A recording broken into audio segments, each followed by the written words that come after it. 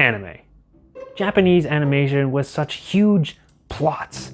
Its popularity has expanded to nearly every corner of the globe. These animes cover every topic, from giant naked men running around, to magical girls, to your principal suplexing a deer. There were a select few anime that opened the doors to the rest of the world for all subsequent anime to follow, and perhaps the most famous one of all is, well, you know what it is because you looked at the title, but just act surprised. It's Dragon Ball Z! Dragon Ball Z! Dragon Ball revolves around these perfectly molded bodies fighting. And that's really it, it's a fighting anime. But not only is it a fighting anime, it's also a time travel anime. Time travel, that timey-wimey shit that lets you go back in time and kill Hitler, or win the lottery, or realize that you and Oedipus really have a lot in common. Now some of you may be wondering, is Dragon Ball really a time travel anime? Absolutely. In fact, there are several timelines that have emerged in the Dragon Ball canon due to time travel, but they don't really make sense because they're never explained. In order to understand and solve these timelines, we would need not only an expert in Dragon Ball, but we would also need an expert in time travel. Allow me to get such a person. It's me. Now, as I've spent about half an hour on the Time Travel Wiki and have watched Back to the Future before, I feel that I'm fully qualified to take on this task. So the problem with time travel is the paradox complex. If you go back in time to change something, then you never have to go back in time to change it, blah blah blah, etc, etc. There's a few theories on how to get around this problem, which I'm going to go over because I need to up the watch time on this video. Now, as I don't know the actual names for these theories, I just came up with my own. Number 1. Big brain time. This is when the consciousness of the traveler is sent back into their younger self, and then they make changes, and then they wake up in the new timeline that they've created. Thus, they have 2 sets of memories, one from the old timeline and one from the new timeline. This is kind of like in Groundhog Day, or Days of Future Past, or The Flash. Number 2. Loop-de-loop. This is when you can physically travel back in time, but you can't actually change anything, because anything you do or don't do has already, in a sense, been done. Time travel was already a part of the timeline to begin with, so when you get back, nothing will have changed. This is like Harry Potter and the Prisoner of Azkaban, or Avengers Endgame, even though in Avengers Endgame they can also create new timelines, but that's a whole other thing to get into. Number 3, the merged traffic sign. This is when you physically go back in time, but you can change the past. This results in you having some new memories, as your new self might have done some different stuff than in the old timeline. This is like in Looper or The Flash, again. And number 4, multiple choice. This, like with traffic sign, is when you go back in time and change the past. But when you return, your timeline hasn't changed. This is because when you went back and changed something, you actually created a whole new universe with a different timeline. One timeline where time travel exists in the history, and your timeline where time travel does not exist in the history. This is the method of time travel that Dragon Ball deals with, and it's all thanks to this guy, Trunks. Every time this dipshit shows up, the timeline goes to shit, and then they have to spend a whole arc fixing it. Spoiler warning. I'm about to go over almost the entire history of the Dragon Ball series. And if you don't want it spoiled for you, then why are you here? We'll start with the original timeline. Oh! So, to start us off, Kakarot is born on planet Vegeta. Bardock decides to actually care about one of his kids and sends him off into space. His mom pleads for Kakarot not to forget his parents, and then he promptly does. And then Frieza blows up the planet of the apes because he feared together strong. After Monkey Boy gets spanked with a rock in the head to make him a good boy, he meets a teenage girl and she shoots him. Not quite! The end. After this, the two of them gather the Dragon Balls, wish for some panties, and then Goku meets the horniest old man in the world and trains with him and a bald, vertically challenged boy. After this, Goku goes on to fight in some world tournaments, defeat an army, train under a cat and a god, and then defeat an evil demon Slugman. And now we're on to Dragon Ball Z. So somehow Goku gets laid and has a son named Gohan, and then we're introduced to his brother Raditz, who's gotta be a mainstay character, right? After finally getting some brotherly love for the first time, Goku teams up with Piccolo, the evil demon Slugman, to defeat Raditz, because let's face it, nobody really watched Dragon Ball. So the group learns about this new threat that's gonna arrive in a year, and so Goku, while in Otherworld, trains with a god who used to be an apple or something, while everyone else trains with a male Jinx and Piccolo trains with a child. 1 year later, the threat arrives, and it is a human troll doll and a bald, sexy man. The bald man then goes on to mass murder pretty much the entire group. But not before Yamcha proves his worth. And then Goku arrives at the last minute. You're gonna hear that a lot. And cripples the bald man. And then Vegeta does some community service for him. It's the least I can do, Nappa. So then we get to Troll Doll versus Monkey Boy, and Goku uses essentially Ki steroids, so Vegeta shows him his giant monkey. But with the help of a vertically challenged man, an obese swordsman, and a naked child, Goku manages to win. So now we're on to Namek. Bald Boy, Monkey Boy, and Not a Boy head to Namek to find the Namekian Dragon Balls to revive their friends. And when they arrive, they find Veggie and Freezy also looking for the balls. So Veggie steals Freezy's balls, the boys go and get touched by an old man, and Bulma does pretty much nothing for the entire trip. And then the boys and Veggie eventually decide to team up to take down Freezy. But not before Goku arrives, helps for a little bit, and then gets put out of commission.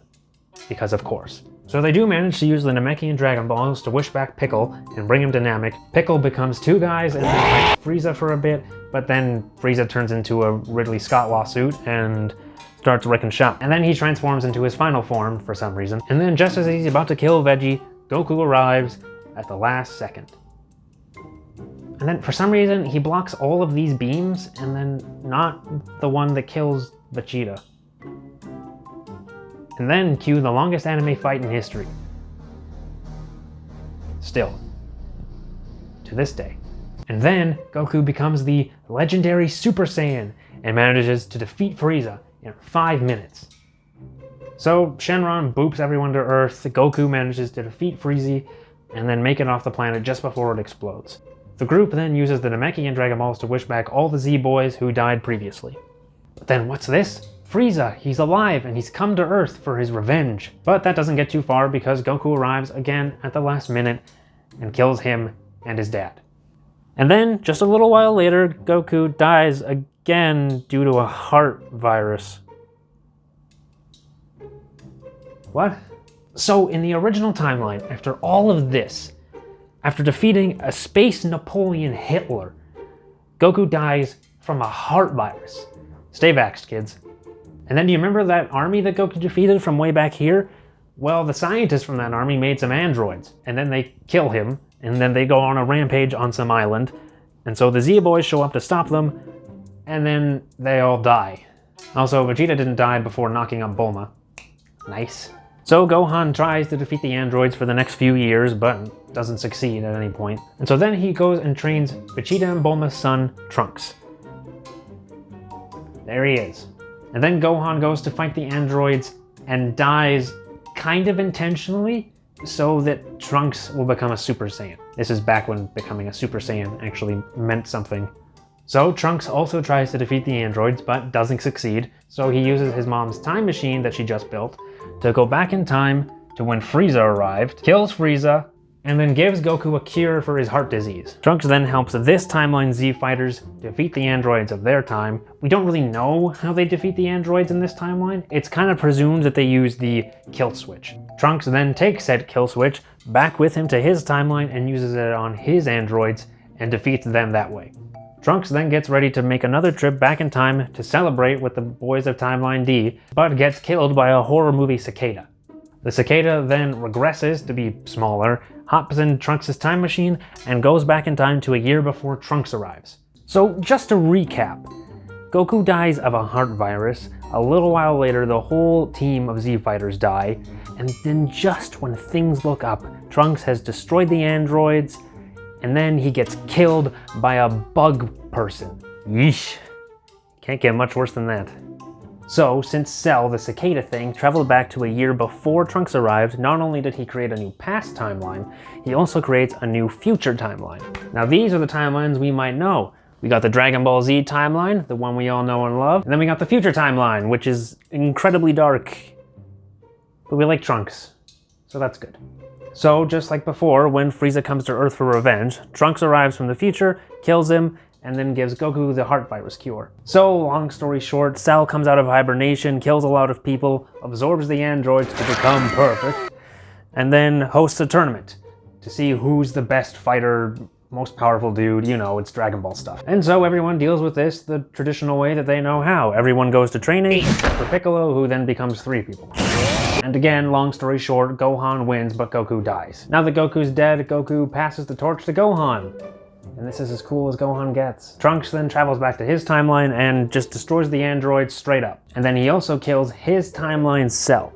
I now realize that I've kind of come to a problem in that both of these timelines have more events and I've run out of space. And I also have like a few more timelines to go over. Oh, okay, that took like half an hour. So next, in both timeline F and Z, they both get invaded by the Disney lawsuit gang. So Bobbity, who used to be Bibbidi, comes to Earth to resurrect Boo. So over here in timeline Z, the Apple God comes to get the help of the Z fighters. They basically don't listen to him. Boo gets revived, goes through a few identity crises, and almost destroys the entire universe. Whoopsie. But Goku promptly takes the torch back from Gohan and then saves the universe, so it's all okay. Then over here in timeline F, Trunks actually listens to the Apple God and prevents Boo from reviving. So not too long after the Boo events in timeline Z, this Destroyer Cat God wakes up. Fine, Whis. I'm up. And basically comes to Earth looking for a Super Saiyan God. Eventually, Goku becomes the Super Saiyan God and they have a fight and nothing really comes out of it except they get a cool cat friend, I guess. Oh yeah! So Goku gains quite a bit of attention with this new power-up that he gets and eventually gets the attention of this god in another universe named Zamasu. Zamasu then uses the Super Dragon Balls to switch bodies with Goku. This makes him Goku Black. Ooh, it's evil Goku. It's like every fanboy's fanfiction. So Goku Black then kills Goku Zamasu Gokasu, I guess? Gokasu? He kills Gokasu. Black then uses his time ring to find a different timeline to set up shop in. And guess which one he chooses? Timeline F. As if that place hadn't been through enough. Trunks then hippity-hoppities off his property and travels back in time, unknowingly to before Zamasu body switches with Goku. This creates a whole new timeline, which we are going to be calling Timeline S, or Timeline Super. But then Black uses his time ring to follow Trunks back. He fights Goku for a little bit, and then his time ring pulls him back, but just before he heads back to Timeline F, he destroys Trunks' time machine. So here's where we hit a little bit of a snag in the Dragon Ball time travel canon thing. So as we've kind of already discussed, once you travel back with these time machines, you're essentially traveling to different universes. So really, Trunks' time machine that Black destroys is tied to his universe. So there should be no way for him to get back, right? Except Bulma brings out Cell's old time machine that he stole from that other future Trunks. And they use that one to get back to Timeline F, which, as we've discussed, that's not how time travel works. If they were to use Cell's time machine, it wouldn't take them to Timeline F. All they would see is a Trunks corpse lying on the ground. That's not how time travel works, and I'm the expert here. I'm the one who spent half an hour on the Wikipedia page and watched Back to the Future. I should know this is not how it works. Akira, this is not how it works. If they literally said like anything, like, oh hey look, the main computer still works, we can salvage this, or the thrusters, or hell, the left wing panel or something, I don't care, something from the old time machine, anything could have written them out of this. But no, Toriyama, do better. I'm putting too much effort into this. Does anyone care? Anyway, where were we? So the gang figures out that Goku Black is in fact Zamasu, and Beerus, that fun cat god, straight up wipes him out of existence. So they say that erasing Zamasu in Timeline S should erase the Goku Black in Timeline F. Which, again, not how your time travel works, Toriyama. We've already gone over this. This is a... Trunks traveled back in time, he created a new timeline. That's not how it works. 1 hour later. The Timeline S Zamasu is a different version than the Timeline Z Zamasu. Those are two different versions of the same person. That's not how it works. This timeline sucks. So anyway, after they hippity-hoppity between universes a few times, Trunks eventually defeats Goku Black, Zamasu, whatever.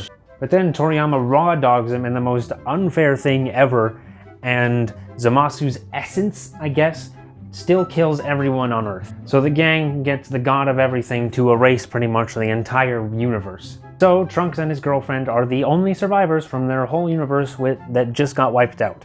So things get a bit even more confusing here because the manga and the anime do different things. Over on the manga, however, Trunks and Mai travel back in time. They travel back in time in timeline F and stop the Supreme Apple God from dying. So Trunks' happy ending is that his whole universe gets erased and he has to live with his girlfriend in a duplicate universe with a duplicate of himself. What the fuck, Toriyama? Are we done? Do we have any more timelines to do? Please tell me no. Movies. There are Dragon Ball movies. The Dragon Ball movies, specifically the Z ones, are all what-if stories on what if Frieza had a brother, or if there was a guy who was a Super Saiyan on steroids, or whatever. They're all what-if stories that happen based on the Dragon Ball canon. And you could make the argument that a lot of them occur within different universes of their own, but for simplicity's sake, I'm gonna say that they all occur in the same universe. Dragon Ball movie universe. And I could draw each one of them out, but I'm honestly getting pretty lazy, so I'm just gonna punish future me, and I'm just gonna make him slap up all the movie covers on here. But what about video games? Video games are a thing too, right? They probably have a timeline, maybe? So Dragon Ball Xenoverse is a Dragon Ball game that revolves around time travel. There's these guys called the Time Patrol. Essentially, it's Loki. You play a character who goes throughout the moments in time in Dragon Ball and sets everything correctly. And also there's another version of Trunks who gets inducted into the Time Patrol because he did a boo-boo, you know, time travel, that's bad. And so he becomes a member of the Time Patrol to atone, I guess. So that's another timeline. Future Xenoverse FX. And we got the Xenoverse universe. You want a fun drinking game? Take a shot every time I say timeline. Actually, don't do that. You're gonna be destroyed in like no time flat if you do that. While we're just talking about anime and manga, pulling things out of my ass, Dragon Ball Kai. That was a different thing, right? I mean, it's essentially the same, but it's kind of different. It's basically the Dragon Ball anime, but without the filler, and it's a lot shorter and more concise, and not as meaningful. Oh god. GT happened, didn't it? Oh, son of a bitch. I genuinely forgot about GT. Oh no. Oh, son of a bitch. How have I run out of room again? How many timelines are in this goddamn universe? So Dragon Ball GT is an alternate timeline to the main canon, but it doesn't occur due to time travel. So GT's timeline happens due to things just happening slightly differently than in the main canon. The big change is that Beerus takes a bit of a longer catnap in timeline GT. And that's really all I'm gonna say because I don't really want to talk about GT. Is that it? Did we get them all? I think we got them all. If you guys would like to see me do more stuff like this, let me know down in the comments. Just please, no time travel stuff. It goes double for you, Toriyama. What a dumbass timeline.